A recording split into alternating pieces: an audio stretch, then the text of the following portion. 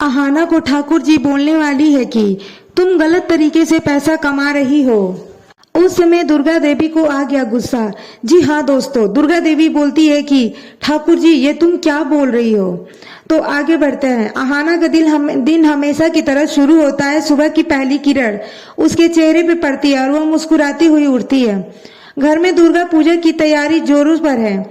ढोल नगाड़े की आवाज, फूलों की महक, मिठाइयों की खुशबू, सब कुछ इतना सुंदर लगता है कि अहाना को लगता है शायद अब उसकी जिंदगी में खुशियां लौट आई है। लेकिन यह क्या जानती है कि यह खुशियां बस एक छलावा है। घर की बुआ जी, वह बुजुर्ग महिला जो बाहर से इतनी मीठी लगती है लेकिन अंदर से जहर भरी है। बुआ जी का मन इतना गिर चुका है कि वह अहाना को बदनाम करने के लिए किसी भी हद तक जा सकती है। क्यों? क्योंकि अहाना ने घर की पुरानी रूढ़ियों की चुनौती दी है और बुआ जी को यह बर्दाश्त नहीं। उसके मन में जलन की आग जल रही है जो अब विस्फोट करने वाली है। बुआ जी ने चुपके से प्लान बनाया है। उन्होंने कुछ गुंडे को हायर किया है। वह गुंडे जो पैसे के लिए कुछ भी कर सकते हैं। बुआ जी का मकसद साफ है। दुर्गा पूजा के आखिरी दिन अहाना को सबके सामने इतना बदनाम कर दो कि वह कभी सिर ना उठा सके।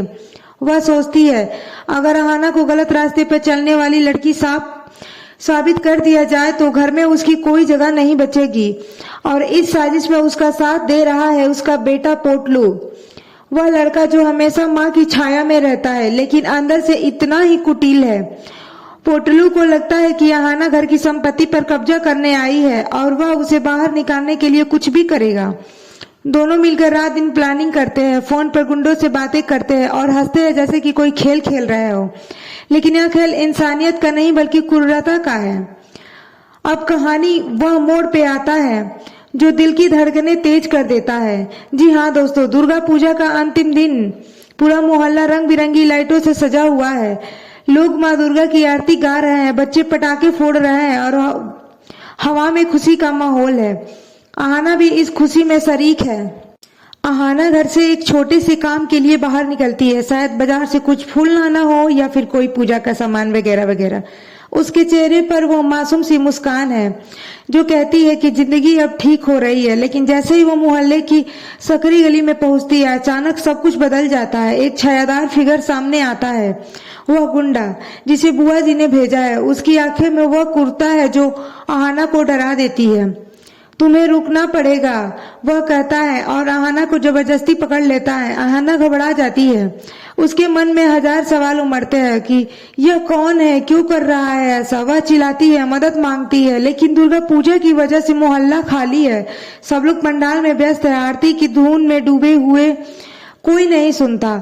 गुंडा अपनी अब हद पार करने लगता है, अहाना की इज्जत पर हाथ डालने की कोशिश करता है। यह सब कुछ इतना तेज होता है कि अहाना को लगता है कि शायद यह उसका अंत है। लेकिन दूर से कोने में छिपकर बुआ जी यह सब देख रही होती है और उनके हाथ में मोबाइल होता है और वो सब कुछ रिकॉर्डिंग कर रही होती है।